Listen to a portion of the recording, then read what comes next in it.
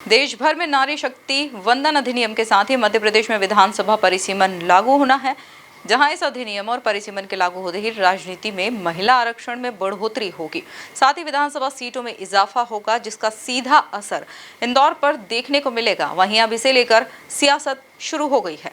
देखिए, अभी निश्चित ही विधानसभा और लोकसभा की सीटें बढ़ेंगी और महिला आरक्षण के चलते महिलाओं को अवसर मिलेगा।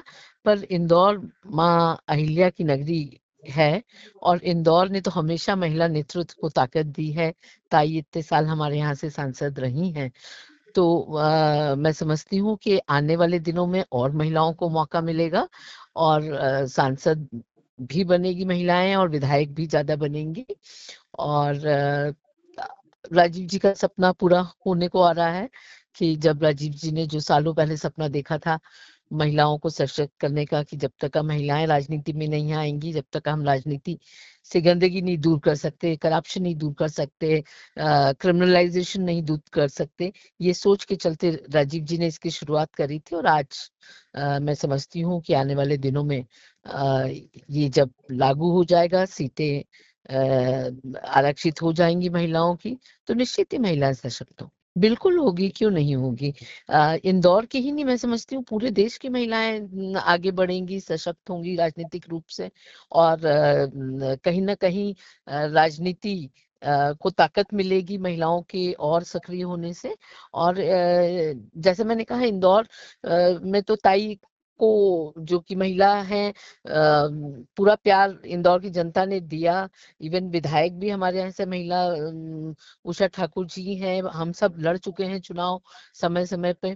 तो निश्चित ही इंदौर की जनता तो वैसे ही बहुत ज्यादा महिला सशक्तिकरण में विश्वास रखने वाली जनता है, तो निश्चित ही इंदौर की महिलाओं को और मौके मिलेंगे और आगे बढ़ेंगे। देखिए, एक तो ये कि परिसीमन जो है वो तो एक रेगुलर गतिविधि है। हालांकि 6 साल लेट हो गए। 6 साल इसलिए लेट हो गए क्योंकि कोरोना चल रहा था, तो उसमें जनसंख्या जो गणना होनी थी वो नहीं हुई, इसलिए ये भी लेट हो गया। अब ये संशोधन इसीलिए आ रहा है कि पुरानी जनगणना के आधार पे परिसीमन हो जाए। एक तो ये समझ लो आप, है ना, जो अभी संशोधन है, क्योंकि कानून तो पहले ही पारित हो गया, हेलो, है ना, कानून तो पहले ही पारित हो गया था। तो ये संशोधन बिल है और इसलिए आ रहा है कि परिसीमन जो है 1971 की जो जनगणना है उसके आधार पे 2011 की उसके आधार पर कर दिया जाए। तो ये संशोधन है उसमें, तो परिसीमन बगैर उसके नए जनगणना के आंकड़ों के हो जाएगा, है ना, इसलिए वो टलेगा नहीं आरक्षण। हाँ, नहीं तो वो 28-29 में जाके फाइनल आंकड़े आते हैं जनगणना के, और तब तक लोकसभा विधानसभा के चुनाव आ जाते हैं, तो वो होता नहीं। जी। तो एक तो ये ईमानदारी है मोदी जी की, कि जब उन्होंने कहा था 2028 के लोकसभा चुनाव या 29 के जो हैं वो महिला आरक्षण के साथ होंगे, तो वो वादा वो पूरा कर रहे हैं। अब दूसरी बात हो गई कि इसका इंदौर पर प्रभाव क्या होगा, है ना। तो जो आबादी 2011 के हिसाब से थी, उसके हिसाब से जो 800 और कितनी सीटें बननी है ना, तो उनका पूरे देश की आबादी में डिवीजन हो जाएगा, है ना। मान लो उस समय 1 अरब 10 लाख थी, 10 करोड़ थी, है ना, तो उसमें इसका भाग दे देंगे, तो जितने एक सीट पे बदलाता आते हैं, मान लो 20 लाख आते हैं, 18 लाख आते हैं, 15 लाख आते हैं, जो भी आएंगे, उसके 10% ऊपर नीचे की लोकसभा सीट बनेगी जी। और जो विधानसभा में 33% बढ़ने के बाद, मतलब 230 का 33% लगभग 80 और बढ़ा दो, तो 310 के करीब हो जाती है ना। जी।